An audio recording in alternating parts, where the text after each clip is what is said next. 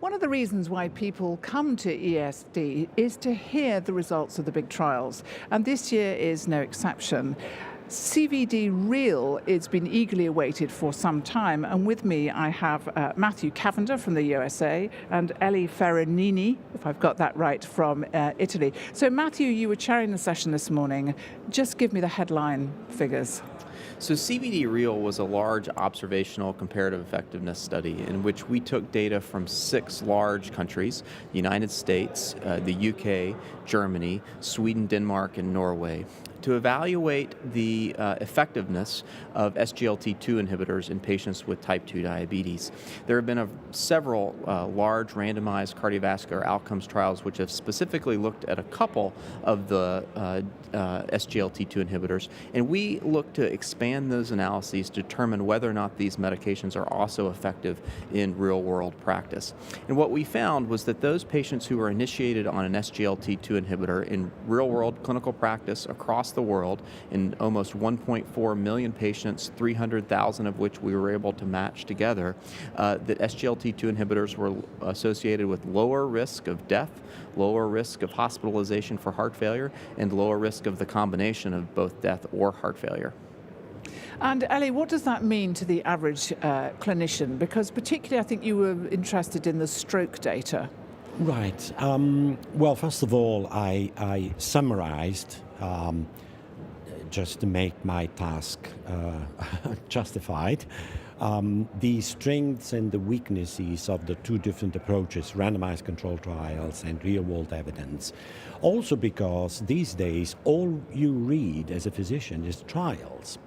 And it was correctly pointed out by the panelists that trials do have limitations in terms of the particular cohort of patients that are enrolled into the trials, the duration of the trial, which is typically short because they're very costly, and also some of the limitation in terms of the statistical analysis. If the primary endpoint is not significant, you cannot go on and look at the wealth of data that is in randomized controlled trials.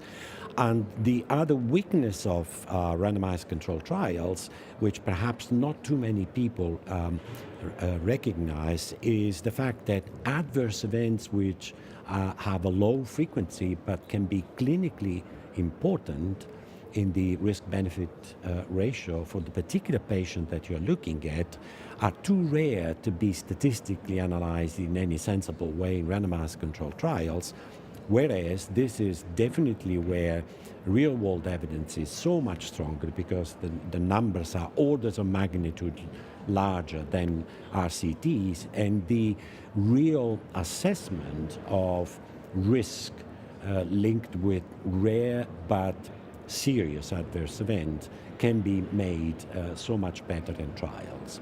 And then I simply discussed a few aspects of both approaches which we are learning about, basically. So what if trial evidence and real-world evidence agree with each other? What if they don't? How do we go about it? And how do we distill the wealth of information that is in both approaches to something that is clinically applicable to the individual patient that we have in front of us? And Matthew, for you, was it what's come out of this trial that is of most value to you as a clinician? Well, I think there's a variety of things which have been important. I mean, I think one of the most important things is demonstrating the proof of principle. We have large amounts of data which gets generated every day in clinical practice, in our routine healthcare. And being able to utilize that data in a way which is productive, which is appropriate, I think becomes very important as we think to make clinical decisions. One of the long-standing challenges about using observational data to compare therapies or to compare interventions is that there are often fundamental differences in the 2 populations which influence which therapies that they get. And that can then influence how well patients do. And so, indeed, actually, that's the reason why we haven't got much data about cardiovascular risk for patients with diabetes, because they were so often excluded from these trials. That's right. And so with some of the new statistical techniques that we have, we're able to better control for those differences within groups. In this particular analysis, we used a technique called a propensity analysis, analysis, where we modeled out the likelihood that a patient would get one drug over another. And then we were able to use that model to identify patients who were very similar together, then to look at the outcomes.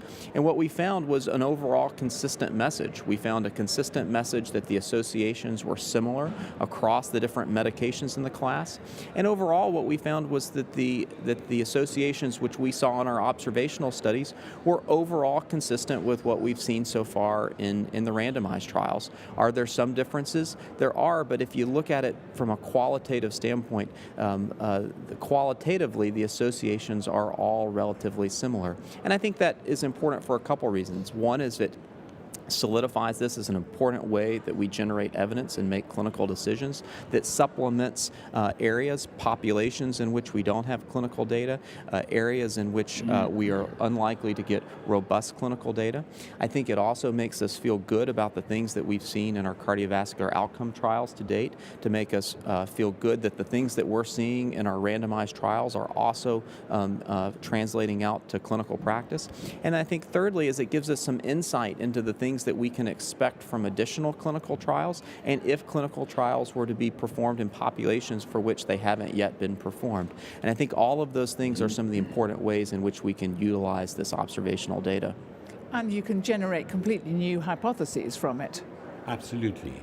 And there is also the very important consideration that the cost of a randomized controlled trial and the cost of real-world data analysis are literally an order of magnitude different. And we cannot continue to be fed on expensive randomized controlled trials, which are virtually 90% of them are run by industry. Not that there is any malice on their part as a bias, but that's a fact, whereas real-world data belong to the people. And particularly if the database is of good quality. And I think perhaps it's not been emphasized that the quality of the registries in the Nordic countries is especially and exceptionally good, because the moment you are born, you are in the registry and you don't leave the registry unless you die. And the granularity of the data is such that the findings are so robust compared to other databases where there is claims data, health, electronic health records, etc., where the quality of the data is less good. And eventually, obviously, the conclusion is as strong as the data are good. And the other thing is that with a trial, you must put forward a hypothesis.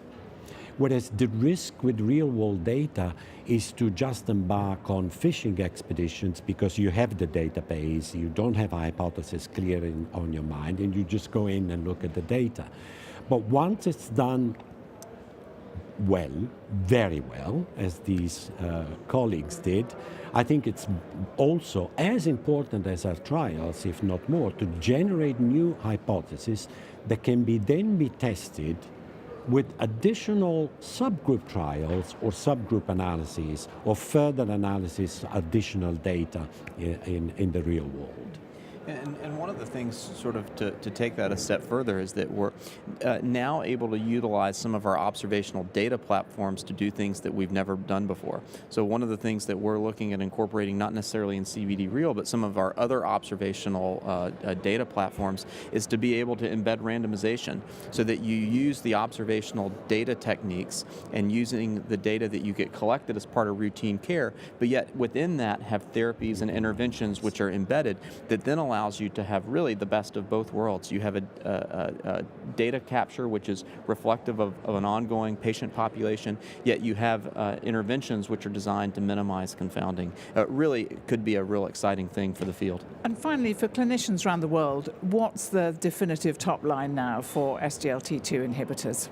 Well, I think the definitive answer is that we now have two large cardiovascular outcomes trials which have shown that SGLT2 inhibitors, specifically canagliflozin and specifically empagliflozin, reduce cardiovascular events and particularly have a profound effect on hospitalization for heart failure. We have a third cardiovascular outcomes trial which we're going to be hearing about in about a month, the DECLARE TIMI 58 trial, specifically looking at dapagliflozin. And in our observational studies that we presented here and have presented elsewhere give us evidence that the effects that we're seeing in these cardiovascular trials are broad-based. They occur in a broad-based population, and they're reflective of what we're seeing in our randomized trials.